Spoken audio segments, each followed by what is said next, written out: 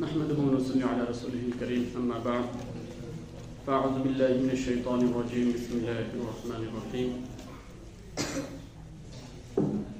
صبغة الله ومن أحسن من الله صبغة ونحن له عابدون وعن سمر بن جندب رضي الله تعالى عنه قال قال رسول الله صلى الله عليه وسلم كل غلام رهينة بعقيقته تذبح عنه يوم السابعه ويحلق ويسمى رواه أبو داود. وقال النبي صلى الله عليه وسلم من أحب أن ينسك عن ولده فليمسك عنه عن الغلام شاتان مكافئتان وعن الجارية شاة أو كما قال النبي صلى الله عليه وسلم. الحمد لله শুকর গুজার মহান রব্বুল আলামিনের নিকট এবং শুকরিয়া জ্ঞাপন করছি জামিয়ার অত্যন্ত শ্রদ্ধাভাজন মুহতামিম সাহেব এবং জামিয়ার অন্যান্য আসাতিজায়ে কেরামের প্রতি, যাদের মাধ্যমে আজকে একটা সুন্দর কুরবানি শীর্ষক সেমিনারে উপস্থিত হতে পেরেছি।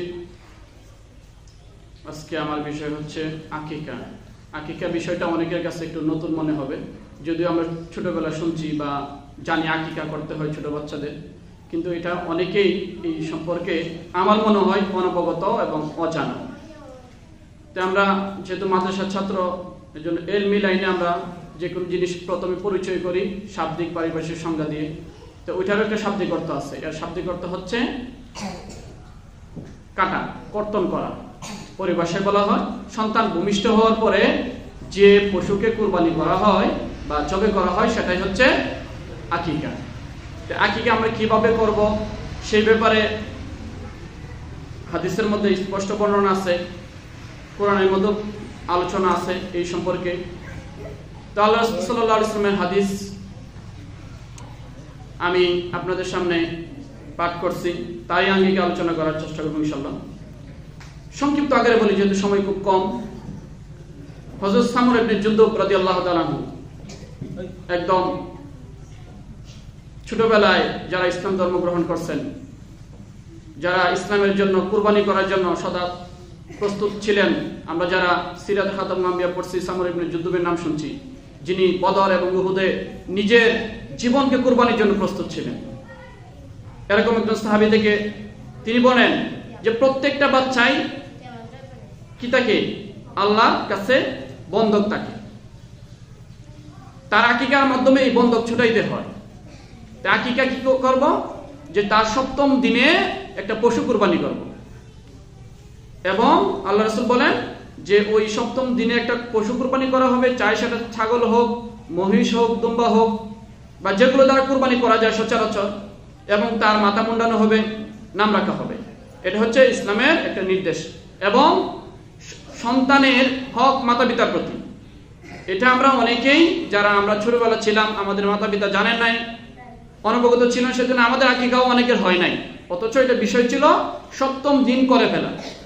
এর জন্য মাতা পিতা যেহেতু জানে নাই বা আমাদের সমাজে প্রচলন নাই, সেজন্য এখন যেহেতু উলামায়ে কেরাম ওয়াজ নসিহত করেন, সেজন্য সবাই কুরবানি আসলে একটা তাড়াহুড়া থাকে যে হুজুর এখন তো কুরবানি আসছে, আমি আকিকা করতে চাই। মূলত আকিকাটা এক বিষয়, কুরবানিটা আরেক বিষয়। সেজন্য আকিকার সাথে কুরবানির সম্পর্ক নাই, কুরবানির সাথে আকিকার সম্পর্ক নাই, দুইটা ভিন্ন ইবাদত। কুরবানির জন্য জিলহজের 10 তারিখ নির্ধারিত, কিন্তু আকিকার জন্য কি নাই, নির্ধারিত কোনো তারিখ নাই। নির্ধারিত তারিখ ওইটাই যেদিন সে জন্মগ্রহণ করবে, সেদিন থেকে নিয়ে সপ্তম দিন। আল্লাহ রাসূল বলেন সেদিনও যদি সে না পারে, তৌফিক না হয়, তাহলে 14তম দিন অথবা 21তম দিন, এইভাবে আকিকা করবে। এটা হচ্ছে রাসূলুল্লাহর সুন্নাত। এরপরে কেউ যদি করে কুরবানির সময় হয়ে যাবে, কিন্তু পরিপূর্ণ সুন্নাহ আদায় হবে না। সেজন্য আমরা যারা ছাত্র ভাইরা আছি এই বিষয়গুলো আমাদেরকে জিজ্ঞেস করলে আপনারা এইভাবে বলে দিবেন। আর কুরবানির সাথে যদি কেউ দেয় তাহলে হুজুর সামনে ইনশাআল্লাহ আলোচনা করবেন, যেহেতু মাসলা মাসাল বিষয়ক আলোচনা হবে, সেজন্য ওই বিষয়ে আরো বিস্তারিত আলোচনা হবে। এখন আকিকারও একটা ইতিহাস আছে। আকিকা কিভাবে আসলো? আমরা কুরবানির যেরকম ইতিহাস শুনছি আদি অন্ত, এরকম আকিকার একটা ইতিহাস আছে। যে যখন ইহুদিরা ছিল, বিধর্মীরা ছিল বা মুশরিকরা ছিল, তখনও তাদের সন্তান যখন জন্মগ্রহণ করতো তারাও কি করতেন? আকিকা করতেন।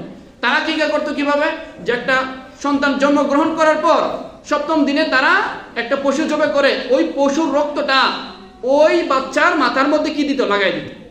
তো এই আকিকা আর আমাদের আকিকার মধ্যে পার্থক্য আছে কিনা? আছে। এবং খ্রিস্টানরা কি করত, তাদের যদি বাচ্চা কোনো জন্মগ্রহণ করত তাহলে তারা কি করত, হলুদ মিশ্রিত পানি দিয়ে ওই বাচ্চাকে ধোয়ায় দিত, গোসল করায় দিত হরিদ্রা বর্ণ ধারণ করার জন্য। এবং এটাকে তারা ক্যাপটিজম বা কাইজম, ক্যাপটাইজড, ক্যাপটিসমো এবং অপশুদিকা বা মামুদিয়া বলে। ওই যে আমরা যেটাকে আকিকা বলি, ওই খ্রিস্টানরা তাদের পরিভাষায় তাদের সন্তানদের যে আকিকা করে ওইটাকে তারা মামুদিয়া বা ক্যাপটিজম বলে। তো বোঝা গেল ওদের ক্যাপটিজম এবং আমাদের আকীদা এক না ভিন্ন? ভিন্ন। তো আল্লাহ রাসূল সাল্লাল্লাহু আলাইহি সাল্লাম হাদিসের মধ্যে বলছেন ইহুদি খ্রিস্টানরা যেগুলো করে আমরা যাতে সেগুলো কি করি, বিরোধিতা করি। আর আমাদের যে বিধান এগুলো আল্লাহ রাব্বুল আলামিন আমাদের জন্য অনুসরণীয় অনুকরণ হিসেবে আমাদের জন্য রেখে দিয়েছেন উত্তম আদর্শ হিসেবে কে? মুহাম্মদুর রাসূলুল্লাহ সাল্লাল্লাহু আলাইহি ওয়াসাল্লাম। সেজন্য আমাদের বাচ্চাদের যে আকিকা করব, আকিকা করতে গিয়ে আমাদের কিছু কুসংস্কারের শিকার হইতে হয়। যেরকম আকিকা করার পর বাচ্চার মাতা পিতা গোশত খাইতে পারবে না, এরকম একটা প্রথা বা কথা প্রচলন আছে। অথচ এটা সম্পূর্ণ কি কুসংস্কার, এবং বাচ্চাকে খাওয়াইতে পারবে না। বাচ্চা যদি খাওয়ার উপযুক্ত হয়, বয়স বেশি হয়ে যায়, মনে করেন আমাদের যাদের আকিকা হয় নাই, এখন আমাদের যদি আকিকা দেয় আমরা কি গোশত খাইতে পারবো না? মাংস খাইতে পারবো? আল্লাহ রাসূলের হাদিস অনুযায়ী আমরা খাইতে পারবো না, একবার বেশি খাইতে পারবো। এবং সেম কুরবানি যেরকম গোশত বন্টন করতে হয় সেভাবে কি করব, বন্টন করব। এবং আল্লাহ রাব্বুল আলামিন ওই যে তারা ক্যাপটিজম করে এবং কি করে, মামুদিয়া করে, এই মামুদিয়ার বিরোধিতা করার জন্য আল্লাহ রাব্বুল আলামিন সূরা বাকারার 138 নম্বর আয়াতের মধ্যে বলেন সিবগাতুল্লাহ ওয়া মান আহসানু মিনাল্লাহি সিবগা ওয়া নাহনু লাহু আবিদুন। যে আমরা রং মেখেছি আল্লাহ, আমরা আল্লাহর রঙে রঙিন, আমরা কোনো কুসংস্কার, কুপ্রথা বা ইহুদি খ্রিস্টানদের রঙে রঞ্জিত নই, বরং আমরা কার রঙে রঞ্জিত? আল্লাহর রঙে রঞ্জিত। সেজন্য আল্লাহর রঙই সবচেয়ে কি সুন্দর। আল্লাহ নিজেই বলেন ওমান আহসানু মিনাল্লাহি সিবগা, আল্লাহ যে রং আমাদেরকে মেখেছেন, লাগিয়ে দিয়েছেন, এই রঙের চেয়ে আর উত্তম রং হইতে পারে না। অর্থাৎ এই প্রথার চেয়ে সুন্দর প্রথা আর হইতে পারে না। সেজন্য আকিকার কথা ডাইরেক্টলি না থাকলেও এর বিধান কি, কিন্তু আকিকা যে একটা সুন্দর কাজ, ভালো কাজ, ইসলামের একটা কৃষ্টি কালচার, এর ইঙ্গিত এই কোরআনের মধ্যে কি স্পষ্ট উল্লেখ আছে। এই মামুদিয়া বিরোধিতা করতে গিয়ে আল্লাহ রাব্বুল আলামিন এই সূরা বাকারার 138 নম্বর আয়াত কি করছেন, নাযিল করছেন। যেহেতু আকিকা বিষয় এবং কুরবানি, যাই হোক আকিকা বলতে বলতে সময় শেষ। কুরবানি সম্পর্কে অল্প মুখতাসার ভাবে এক লাইনে বলি।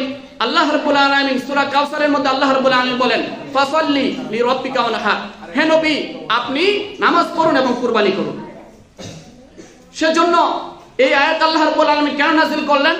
এই আয়াতের শানে নুজুলে মুফাসসিরিনে কেরাম লেখেন যে উকবা ইবনে আবি মুইত ছিল একজন, যে রাসূলুল্লাহকে বিভিন্ন সময় কষ্ট দিত, নির্বংশ বলতো বা বকাঝকা করত।